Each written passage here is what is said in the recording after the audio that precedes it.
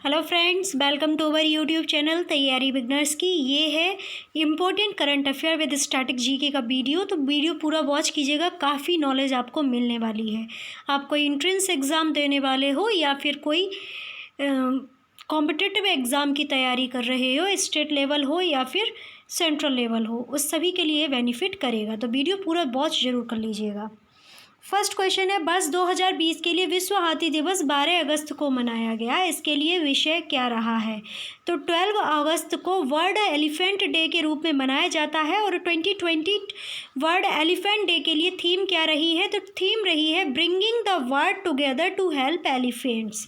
Okay, bringing the world together to help elephants. Okay, अब elephant से बात हो रही है तो एक बात याद रखिएगा, सबसे पहला हाथी का जो हॉस्पिटल खोला गया था तो वो उत्तर प्रदेश के मथुरा में खोला गया था, तो ये याद रखिएगा। अगला क्वेश्चन है, वर्ष 2020 के लिए अंतर्राष्ट्रीय युवा दिवस जो कि 12 अगस्त को मनाया गया, इसके लिए विषय क्या रहा है? तो विषय रहा है youth engagement for global action. तो कल था 12 अगस्त, तो कल मनाया गया था इंटरनेशनल यूथ डे। और जो नेशनल यूथ डे है वो कब मनाते हैं? 12 जनवरी को, स्वामी विवेकानंद की जन्मतिथि पर। और इंटरनेशनल यूथ डे जो है 12 अगस्त को मनाते हैं। और इसके लिए थीम जो रही है वो रही है youth engagement for global action. अगला क्वेश्चन है, किस स्टॉक एक्सचेंज ने महाराष्ट्र के अकोला सराफा एसोसिएशन के साथ एक समझौता ज्ञापन पर हस्ताक्षर किए हैं? तो बॉम्बे स्टॉक एक्सचेंज के द्वारा अकोला सराफा एसोसिएशन के साथ समझौता ज्ञापन पर हस्ताक्षर किए गए हैं। बॉम्बे स्टॉक एक्सचेंज इंडिया का सबसे पुराना और सबसे पहला स्टॉक एक्सचेंज है, तो ये याद रखिएगा। अगला क्वेश्चन है, 2020 का छठा तूफान जो 11 अगस्त को चीन में आया उसका नाम क्या है? तो उसका नाम है मेघाला। मेघाला नाम का जो तूफ़ान है वो चीन में आया हुआ था 11 अगस्त को। अब इसमें चीन की बात हो रही है तो चीन की कैपिटल क्या हो जाती है? बीजिंग। सबसे बड़ा शहर संगाई है। जी जिनपिंग वहाँ पर प्राइम मिनिस्टर है। चीफ मिनिस्टर ली कचियांग है। चीन और भारत के साथ एक सैन्य अभ्यास आयोजित किया जाता है जिसे हैंड इन हैंड के नाम से जानते हैं। ओके, चीन की संसद को नेशनल पीपल्स कांग्रेस कहा जाता है, तो ये भी याद रखिएगा। एंड चीन की जो करेंसी होती है वो होती है युआन और रेनमिनबी। चीन ने अपनी करेंसी को डिजिटल फॉर्म में भी लॉन्च किया हुआ है, तो ये भी आपको याद रखनी है। अगला क्वेश्चन है, 6 अगस्त 2020 को India centre for innovative multidisciplinary partnership to accelerate community transformation and sustainability द्वारा एक सम्मेलन आयोजित किया गया है। तो ये जो सम्मेलन है कहाँ पर आयोजित किया गया है ये पूछा गया है। ओके, तो ये जो सम्मेलन है कनाडा में आयोजित किया गया है। कनाडा की बात करें तो यहाँ की कैपिटल होती है ओटावा और यहाँ की करेंसी होती है डॉलर।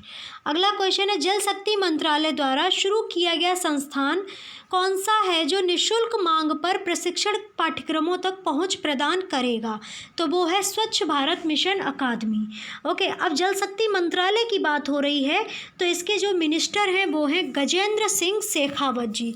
कौन है? गजेंद्र सिंह शेखावत जी। अगला क्वेश्चन है, जनजातीय मामलों का मंत्रालय किन राज्यों में जनजातीय स्वतंत्रता सेनानियों का संग्रहालय स्थापित करेगा?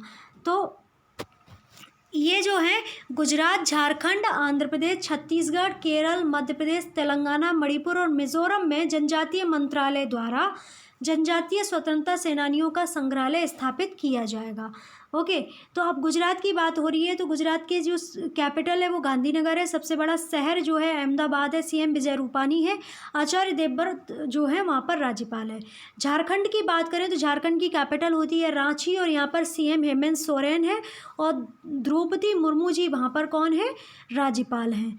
अगला जो है राज्य वो है आंध्र प्रदेश। आंध्र प्रदेश की बात करें तो आंध्र प्रदेश की कैपिटल क्या है? हैदराबाद। प्रस्तावित कैपिटल 2024 में अमरावती हो जाएगी और विधायी और कार्यकारिणी कैपिटल में विशाखापट्टनम और कुर्नूल आती है। सीएम है जगन मोहन रेड्डी जी। राज्यपाल हैं विश्वभूषण हरिचंद्रन जी। छत्तीसगढ़ की बात करें तो छत्तीसगढ़ की कैपिटल क्या हो जाती है? रायपुर। नया रायपुर को अटल नगर के नाम से जानते हैं। सीएम यहाँ पर भूपेश बघेल हैं। राज्यपाल अनुसुईया उइके जी हैं। अगर केरल की बात करें तो केरल की कैपिटल हो जाती है तिरुवनंतपुरम। यहाँ पर सीएम पिनराई विजयन है। राज्यपाल आरिफ मोहम्मद खान हैं। मध्य प्रदेश की बात करें तो मध्य प्रदेश की कैपिटल भोपाल है। यहाँ पर सीएम शिवराज सिंह सिंह चौहान है। और राज्यपाल अगर पूछ ले जाएँ तो वो अभी नवनियुक्त हैं, आनंदीबेन पटेल है, और ये उत्तर प्रदेश की भी राज्यपाल हैं, तो ये भी याद रखिएगा। मध्य प्रदेश के जो राज्यपाल थे उनकी अभी हाल ही में निधन हो गया है, लालजी टंडन उनका नाम था। ओके, तेलंगाना की बात करें तो तेलंगाना की कैपिटल क्या हो जाती है? हैदराबाद। और यहाँ के जो सीएम है वो कौन है? चंद्रशेखर राव है। और यहाँ पर जो राज्यपाल हैं वो हैं डॉक्टर तमिलसाई सुंदरराजन। और गठन अगर पूछ ले जाए तो 2 जून 2014 को इसका गठन हुआ था। मणिपुर की बात करें तो मणिपुर की कैपिटल क्या हो जाती है? इम्फाल। और इसका गठन 21 जनवरी 1972 को हुआ था। नजमा हेपतुल्ला यहाँ पर राज्यपाल हैं और एन वीरेन सिंह यहाँ पर सीएम हैं। मिज़ोरम की बात करें तो मिज़ोरम की कैपिटल हो जाती है आइजोल। 20 फरवरी 1987 को इसका गठन हुआ था। और अगर पूछ लिए जाएँ यहाँ के जो राज्यपाल हैं वे कौन हैं, तो वो हैं श्रीधरन पिल्लई, और जोरमथंगा यहाँ पर सीएम है या चीफ मिनिस्टर हैं। तो ये सारी बातें याद रखिएगा। अब जनजातीय मंत्रालय की बात हो रही है तो इसके जो मिनिस्टर हैं वो कौन है, तो वो हैं अर्जुन मुंडा जी। और इनका जो निर्वाचन क्षेत्र है वे कहाँ पर है, तो निर्वाचन क्षेत्र आ जाता है खूंटी, झारखंड। ओके, अगला क्वेश्चन है, मानव हाथी संघर्ष विषयक राष्ट्रीय संकेत स्थल को क्या नाम दिया गया है? तो मानव हाथी संघर्ष विषयक राष्ट्रीय संकेत स्थल को क्या नाम दिया गया है? तो नाम दिया गया है सुरक्ष। क्या नाम दिया गया है? सुरक्ष। अगला क्वेश्चन है, भारत का पहला नगर निगम कौन सा है जिसने शहरी क्षेत्रों के लिए वन भूमि अधिकार प्रमाण पत्र बांटे हैं? तो वो है छत्तीसगढ़ का जगदलपुर। अब छत्तीसगढ़ की बात हो रही है तो छत्तीसगढ़ के बारे में स्टैटिक पोर्शन जान लेते हैं। छत्तीसगढ़ की राजधानी रायपुर, नए रायपुर को अटल नगर के नाम से जानते हैं। छत्तीसगढ़ की स्थापना अगर पूछ लिया है तो 1 नवंबर 2000 में हुई थी, 26वें राज्य के रूप में। 36 में 6 आ रहा है, 26 में भी 6 आ रहा है, ट्रिक से याद रख सकते हैं। तो 26वें राज्य के रूप में कौन से राज्य का गठन हुआ था? छत्तीसगढ़ का। ओके, छत्तीसगढ़ की अगर भाषा पूछ ली जाए तो हिंदी, छत्तीसगढ़ी तथा उर्दू यहाँ की भाषा है। और राज्य के कुल संभाग में कितने जो संभाग आते हैं, मतलब कितने भाग आते हैं, तो 5 आते हैं, बिलासपुर, रायपुर, बस्तर, दुर्ग तथा सरगुजा। जिलों की संख्या यहाँ पर 27 है। उच्च न्यायालय जो है बिलासपुर में है छत्तीसगढ़ का, तो ये याद रखिएगा। और विधानसभा सदस्यों की संख्या यहाँ पर 90 है। राज्यसभा सदस्यों में 5 सदस्य आपको देखने को मिलेंगे, लोकसभा में 11 सदस्य आपको देखने को मिलेंगे। छत्तीसगढ़ का अगर राजकीय पशु पूछ लिया जाए तो वन भैंसा होता है, राजकीय पक्षी पहाड़ी मैना होती है। और प्रमुख राज्य के मुख्य न्यायाधीश पूछ लिए जाएँ तो न्यायमूर्ति WA शेषक थे। तो ये याद रखिएगा।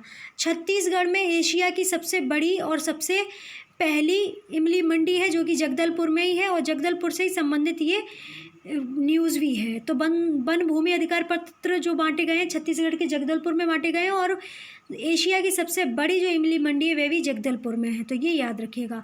छत्तीसगढ़ में शैल चित्र मिलते हैं रायगढ़ की गुफाओं में। धान का कटोरा भी छत्तीसगढ़ को कहा जाता है। Jawaharlal Nehru memorial medical college जो है रायपुर में है। छत्तीसगढ़ का सर्वाधिक जनजाति वाला जिला जो है बस्तर है।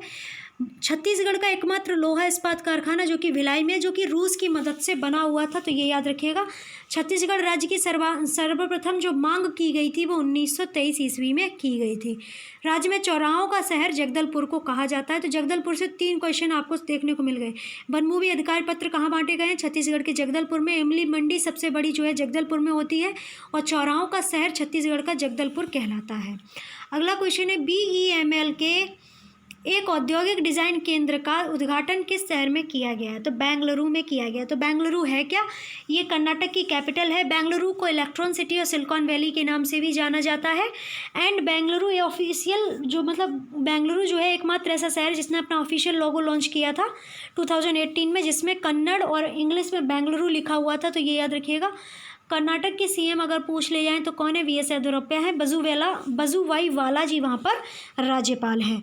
अगला क्वेश्चन है, क्लाउड इंफ्रास्ट्रक्चर और सेवाओं के साथ राष्ट्रीय कृषि अनुसंधान एवं शिक्षा प्रणाली कौन सी है? तो वो है कृषि मेघ। अगला क्वेश्चन है, अटल इनोवेशन मिशन नीति आयोग ने किस कंपनी के साथ मिलकर स्टूडेंट एंटरप्रेन्योरशिप प्रोग्राम 2.0 शुरू किया है? तो ये जो प्रोग्राम शुरू किया गया है डेल टेक्नोलॉजीज़ के साथ मिलकर शुरू किया गया है। नीति आयोग की बात हो रही है तो नीति आयोग के बारे में थोड़ी सी स्टैटिक पोर्शन जान लेते हैं। नीति आयोग का गठन जो हुआ था 2015 में हुआ था प्लानिंग कमीशन को रिड्यूस करके, मतलब कि जो योजना आयोग था उसकी जगह पर नीति आयोग का गठन किया गया था 2015 में।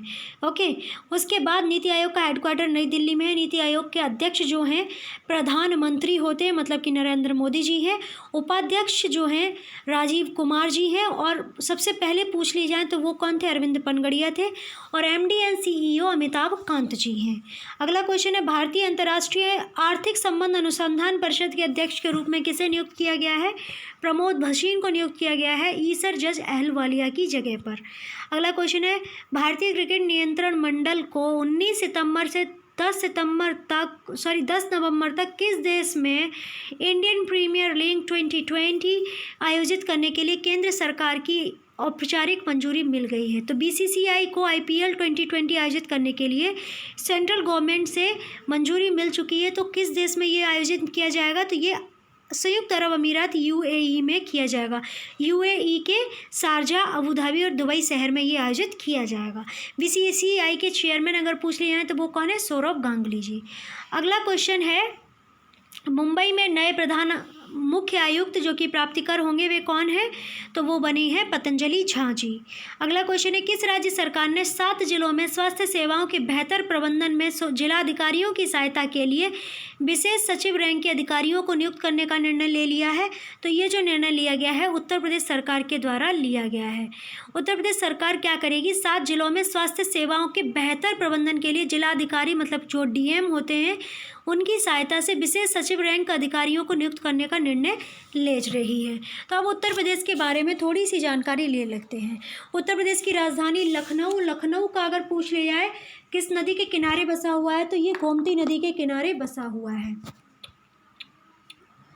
उत्तर प्रदेश के CM योगी आदित्यनाथ जी हैं, और उप मुख्यमंत्री दिनेश शर्मा जो कि शिक्षा मंत्री भी हैं राज्य के, और केशव प्रसाद मौर्य जी हैं। राज्यपाल आनंदीबेन पटेल जी हैं। तो ये याद रखिएगा। ओके, पूर्व नाम अगर पूछ लिया है उत्तर प्रदेश का तो वो था यूनाइटेड प्रोविंस या संयुक्त प्रांत। ये क्वेश्चन UPP 2018 में पूछा भी गया था, तो याद रखिएगा, संयुक्त प्रांत। ओके, इसे यूनाइटेड प्रोविंस भी कहते थे। ओके, उच्च न्यायालय इलाहाबाद में है, और जिसकी स्थापना 1866 में हुई थी। अगर ब्रांच पूछ ली जाए, खंडपीठ पूछ ली जाए उत्तर प्रदेश के उच्च न्यायालय की, तो वो लखनऊ में देखने को मिलेगी, और गोविंद माथुर जी अभी वर्तमान में वहाँ पर चीफ जस्टिस हैं। तो ये याद रखिएगा। मुख्य भाषा यहाँ की हिंदी है, और दूसरी भाषा उर्दू है, जो कि 1989 में बनाई गई थी। ओके, राज्य में संभागों की संख्या अगर पूछ लिया है तो वो 18 है, और जिलों की संख्या यहाँ पर 75 है।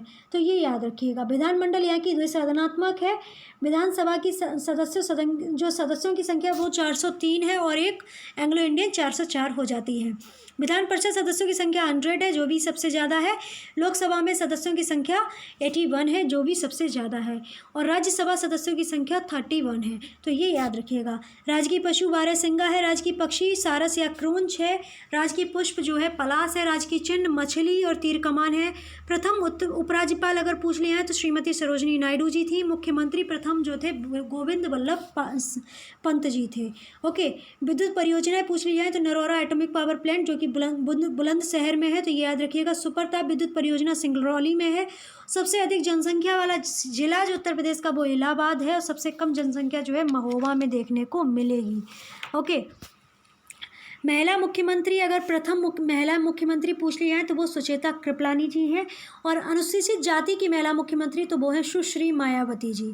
ओके, उत्तर प्रदेश से मुख्यमंत्री मतलब संयुक्त राष्ट्र महासभा के अध्यक्ष पर चुने जाने वाली महिला कौन सी थी? प्रथम वो थी श्रीमती विजयलक्ष्मी पंडित जी।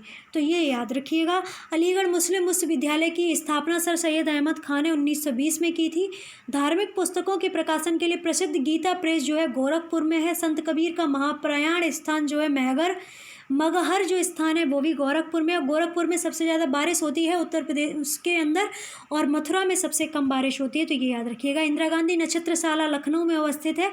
भारत में सर्वाधिक गेहूँ, चीनी और गन्ना इत्यादि का उत्पादन जो होता है वो उत्तर प्रदेश के अंदर होता है। बिरहा, रसिया, आला जो लोकगीत हैं वो उत्तर प्रदेश के हैं। कथक जो है लोक नृत्य है उत्तर प्रदेश का। तो ये याद रखिएगा। उत्तर प्रदेश में सर्वाधिक सिंचाई जो है मतलब जो खेतों में सिंचाई होती है वो सबसे ज़्यादा नलकूपों के द्वारा की जाती है, तो ये याद रखिए। विश्व का सबसे बड़ा school city Montessori school Lucknow में अवस्थित है, तो ये याद रखिएगा। उत्तर प्रदेश का सबसे प्राचीन विश्वविद्यालय 1887 में इलाहाबाद विश्वविद्यालय खोला गया था। तो ये सारे स्टैटिक पोर्शन जो है उत्तर प्रदेश से याद रखिएगा।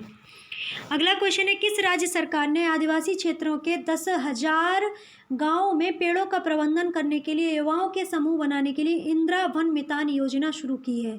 तो केवल आपको क्वेश्चन कितना याद रखना है, इंदिरा वन मितान योजना किस राज्य की योजना है? तो छत्तीसगढ़ राज्य की योजना है। अगला क्वेश्चन है, यू प्लस रियल ग्लास नाम से दुनिया का पहला 5G प्रौद्योगिकी पर आधारित संवर्धित वास्तविकता चश्मा किस कंपनी ने विकसित किया है? यू प्लस रियल ग्लास चश्मा जो है किस कंपनी द्वारा विकसित किया गया है? तो LG यू प्लस कॉर्प दक्षिण कोरिया के द्वारा विकसित किया गया है। दक्षिण कोरिया की बात हो रही है तो इसकी जो कैपिटल होती है सियोल होती है, करेंसी वॉन होती है। मून जे इन जो है यहाँ पर प्राइम मिनिस्टर हैं। दक्षिण कोरिया और नॉर्थ कोरिया को जो अलग करती है लाइन, उसे 38वीं समांतर या 38 डिग्री पैरेलल के नाम से जाना जाता है, कई बार पूछी गई है तो याद रखिएगा। अगला क्वेश्चन है, किस संस्थान के शोधकर्ताओं ने हाइड्रोजन के निर्माण के लिए टिकाऊ कम लागत का 2D FEED BTA उत्प्रेरक विकसित किया है? तो ये जो विकसित किया है centre for nano and soft matter sciences Bengaluru के द्वारा विकसित किया गया है। ओके, तो ये जो करंट अफेयर के क्वेश्चन थे। अब हम सामान्य ज्ञान के बारे में कुछ बात करते हैं। स्वच्छ भारत मिशन की शुरुआत कब की गई? 2014 में की गई थी। हाथी किस परिवार का स्तनपायी है? तो ये एलिफेंटिडा परिवार का स्तनपायी है। अटल इनोवेशन मिशन नीति आयोग द्वारा किस वर्ष शुरू की गई थी? तो ये 2015 में शुरू की गई थी। अंतर्राष्ट्रीय आर्थिक संबंध अनुसंधान परिषद की स्थापना कब की गई? तो अगस्त 1981 में की गई थी। मुख्यालय नई दिल्ली में है। ओके, VEML लिमिटेड की स्थापना कब की गई? 11 मई 1964 को की गई थी। मुख्यालय बेंगलुरु में है। अब हरियाणा के बारे में थोड़ी सी स्टैटिक पोर्शन जान लेते हैं, क्योंकि हरियाणा के स्टैटिक पोर्शन और हरियाणा के एग्जाम्स के लिए करंट अफेयर रहता है, तो हरियाणा के बारे में बात ना करें तो ये गलत बात होगी। हरियाणा के पहले तो 2 करंट अफेयर याद रखिएगा, सबसे बड़े जो काफ़ी पूछे जा सकते हैं कि 2020 खेलो इंडिया गेम्स जो होंगे हरियाणा के पंचकुला में आयोजित किए जाएंगे। रक्षाबंधन के अवसर पर 11 महाविद्यालय खोले गए हैं, कन्या महाविद्यालय खोले गए हैं चीफ मिनिस्टर मनोहर लाल खट्टर जी के द्वारा। हरियाणा की कैपिटल आप सभी को पता है चंडीगढ़ होती है। राज्य दिवस जो है 1 नवंबर को मनाया जाता है। राजकीय पक्षी जो है काला हिरण है। राजकीय पशु मतलब काला हिरण है। राजकीय पक्षी काला फ्रैंकोलिन है, तो ये याद रखिएगा। और अगर पूछ लिया जाए भौगोलिक स्थिति इसकी, तो 27 डिग्री 30 मिनट उत्तरी अक्षांश से 30 डिग्री 50 मिनट उत्तरी अक्षांश तक इसका भौगोलिक स्थिति है, और तथा 74 डिग्री 30 मिनट पूर्व से 77 डिग्री 34 मिनट पूर्वी देशांतर इसकी भौगोलिक स्थिति है। लिंगानुपात पूछ लिया जाए तो 879 महिलाएं हैं प्रति 1000 पुरुष पर। जनसंख्या घनत्व अगर पूछ लिया जाए हरियाणा का तो 573 व्यक्ति प्रति वर्ग किलोमीटर में रहते हैं। साक्षरता दर अगर हरियाणा राज्य की पूछ ली जाए 2011 सेंसस के अनुसार तो 75.6% यहाँ की साक्षरता है। उसमें से पुरुष जो है 84.1% साक्षर है, महिलाएं 65.9% साक्षर है। मुख्य भाषा यहाँ पर हिंदी और हरियाणवी है। कुल जिले अगर पूछ लिए हैं तो 21 है, और उच्च न्यायालय यहाँ पर चंडीगढ़ है, और जो कि 1975 में स्थापित हुआ था। विधानमंडल यहाँ की एक सदनात्मक है। विधानसभा में 90 सीटें हैं, राज्यसभा में 5 सीटें हैं, लोकसभा में 10 सीटें आपको देखने को मिलेगी। कृषि अगर पूछ ली जाए यहाँ पर कितनी है तो 80% जो जनसंख्या है वो कृषि पर आधारित है हरियाणा राज्य में, और 1 नवंबर 1966 को हरियाणा राज्य का गठन हुआ था। देश की सबसे अधिक ट्रैक्टरों का उत्पादन हरियाणा करता है। क्षेत्रफल एवं जनसंख्या दोनों की दृष्टि से हरियाणा का सबसे छोटा जिला जो है पंचकुला है। सबसे अधिक जनसंख्या वाला जिला फरीदाबाद है। सबसे अधिक क्षेत्रफल वाला जिला भिवानी है। केंद्रीय भैंस अनुसंधान संस्थान जो है करनाल में है। भारत का पहला राज्य जहां सभी गांव में बिजली पहुंचाई वो हरियाणा राज्य है, तो ये याद रखिएगा। किसानों को सहकारी ऋण माफ़ करने वाला प्रथम राज्य भी हरियाणा है। भारत का बुनकरों का शहर जो है पानीपत को कहा जाता है।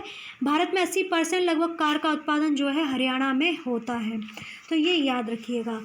विश्व प्रसिद्ध शिल्प मेला प्रत्येक वर्ष फरवरी में जो लगता है सूरजकुंड फरीदाबाद में लगता है, तो ये भी याद रखिएगा। भारत में सर्वप्रथम फसल बीमा योजना लागू करने वाला राज्य भी हरियाणा है। National dairy research institute Karnal में अवस्थित है। तो ये याद रखिएगा। हरियाणा का प्रमुख पर्व जो होता है लोहड़ी एवं टिक्का होता है। तो ये सारी जानकारी हरियाणा से संबंधित है। ये आपको अच्छी लगी होगी। अच्छी लगी तो जल्दी से लाइक कीजिएगा, चैनल को सब्सक्राइब कीजिएगा ऐसी फ्रूटफुल जानकारी के लिए, और कमेंट कीजिएगा वीडियो कैसा लगा है और किसमें क्या क्या इम्प्लीमेंट कर सकते हैं, और सब्सक्राइब कर रहिएगा और पास में दी गई बेल आइकन को प्रेस कर लीजिएगा। वीडियो को शेयर भी कीजिएगा एंड अगर टेलीग्राम ग्रुप को ज्वाइन कीजिएगा। लिंक आपको डिस्क्रिप्शन बॉक्स में मिल जाएगा, जो कि आपके नोट्स बनाते हैं अगर आप, तो उसमें भी बेनिफिट करेगा। एंड नोट्स नहीं बना रहे, रिवीजन के तौर पे पीडीएफ आपको मिल जाएगा। आप हम ऑडियो सुनना चाहते हैं तो आप हमारे खबरी प्लेटफॉर्म को ज्वाइन कर सकते हैं, तो उसका भी लिंक आपको डिस्क्रिप्शन बॉक्स में मिल जाएगा। फेसबुक, इंस्टाग्राम, ट्विटर को भी आप हम जोड़ सकते हैं, तो उसका भी लिंक आपको डिस्क्रिप्शन बॉक्स में मिल जाएगा। ओके, तो ये वीडियो कैसा लगा ज़रूर बताइएगा, और सब्सक्राइब भी कीजिएगा और बेल आइकन को प्रेस भी कीजिएगा। तो आप सभी का बहुत बहुत धन्यवाद वीडियो वॉच करने के लिए।